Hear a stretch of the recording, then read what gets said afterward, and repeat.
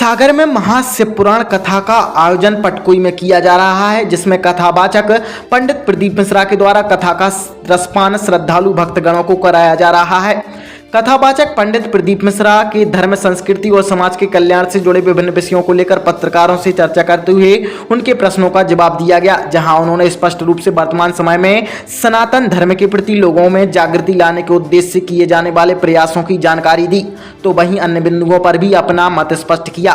उन्होंने अपराध पर अंकुश के मामले में सत्संग से मिले मार्गदर्शन को ही कारगर बताया। पहले तो सभी न्यूज़ चैनल के श्रोता भाई बहनों को श्री शिवाय नमस्ते। बाबा देवाधिदेव महादेव की कृपा से सागर के पटकुई क्षेत्र में शिव महापुराण की कथा चल रही है। सभी श्रोता भाई बहन नित्य कथा में स्मरण करने आ रहे हैं, कथा रसपान करने पधार रहे हैं। कृष्ण धर्म बदलना एक अलग प्रसंग है।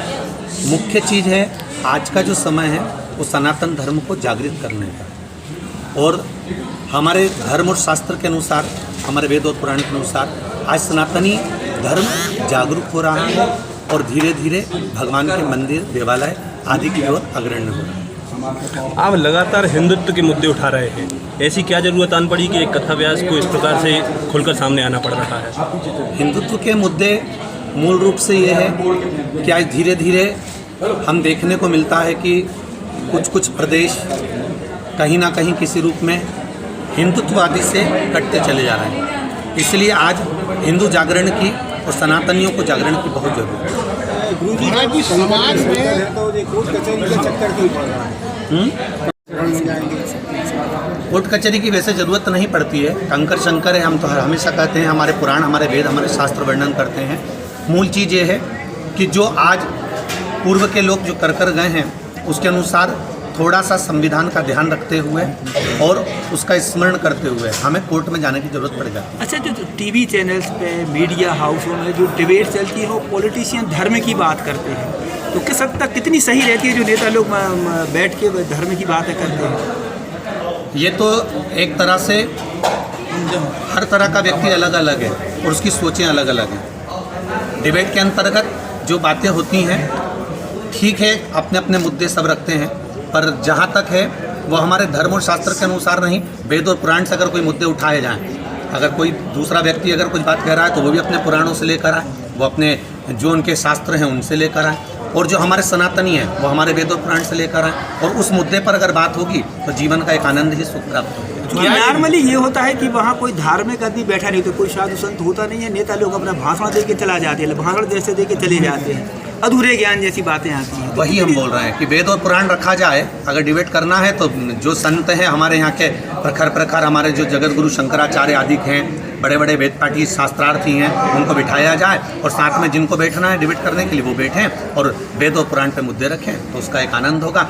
आपने कुछ कह दिया, हमने कुछ कह दिया, उसको मान्यता नहीं। महाराज जी, समाज में एक दूसरे के प्रति, एक धर्म की दूसरे धर्म के प्रति हिंसक कट्टरवादिता बढ़ती जा रही है दिनों दिन, आप देख रहे हैं, इसमें आप क्या कहेंगे? मेरा तो इतना ही कहना है कि भगवत स्मरण की ओर पहले जो था हमारा आनंद सुख सनातन धर्म बड़े प्रबल है, और उसके अंतर्गत जो भगवत स्मरण था उसकी ओर लोग बड़े हुए थे।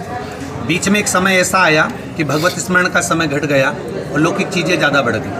इसलिए आज जो क्रम चालू हुआ है सनातन धर्म के लिए कि भगवान का भजन करना या कीर्तन करना या स्मरण करना या वेद पुराण के अनुसार अपना अध्ययन करना या गुरुकुल की ज़रूरत होना, ये सब चीज़ें बहुत ज़रूरी होती चली जा रही है। और हमारे यहाँ सनातन धर्म ये नहीं कहता कि आप किसी से द्वेष करें या किसी से बैर करें। हमारा सनातन धर्म कहता है कि सबको प्रेम करते हुए चलते चले। जितनी तेजी से धर्म का प्रचार बढ़ा है, टीवी चैनल्स पे दिन भर कहीं धार्मिक चैनल भी ढेर सारे आ गए, सुबह भी कई चैनल्स लगाते हैं, अखबार वाले भी छापते हैं, तो कितना असर पड़ रहा होगा पब्लिक जनता पे? कहीं असर पड़ रहा? उतनी तेजी से क्राइम रेट भी बढ़ा हुआ है, वैसी अनैतिक घटनाएं बढ़ी हैं, तो कितना इसमें आप देखते हैं कितना असर पड़ रहा होगा? पहले तो कहना चाहूँगा कि संसार में होने वाले क्राइम को कभी सरकार नहीं रोक सकती। क्राइम को अगर रोकेगा तो सत्संग ही रोकेगा। अखबार वाले भी छापते हैं, तो कितना असर पड़ रहा होगा पब्लिक जनता पे? कहीं असर पड़ रहा? उतनी तेजी से क्राइम रेट भी बढ़ा हुआ है, वैसी अनैतिक घटनाएं बढ़ी हैं, तो कितना इसमें आप देखते हैं कितना असर पड़ रहा होगा? पहले तो कहना चाहूँगा कि संसार में होने वाले क्राइम को कभी सरकार नहीं रोक सकती।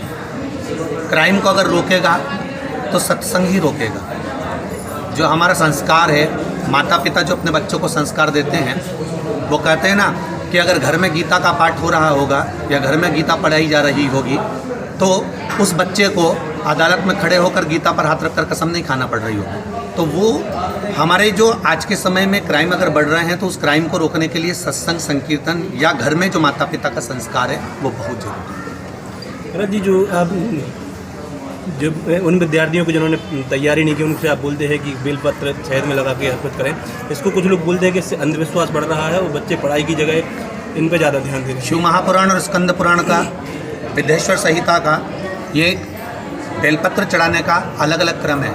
लाल चंदन का बेलपत्र शिव जी को चढ़ाया जाता है रोग मुक्ति के लिए। शहद का बेलपत्र उत्तम फल की प्राप्ति के लिए कराया जाता है। मूल चीज़ ये है, उस कथा का जो क्लिप काटी गई है वो आधी अधूरी काटी गई है। उस क्लिप में हमने जो वर्णन करा था उसमें यह है कि पूरा कर्म करिए और कर्म प्रधान रखिए। आप जब कर्म से हार जाएं तब उस देवाधिदेव महादेव पर विश्वास कर कर एक बेलपत्र शहद का अवश्य चढ़ाएं। उस क्लिप को आधा काटा गया।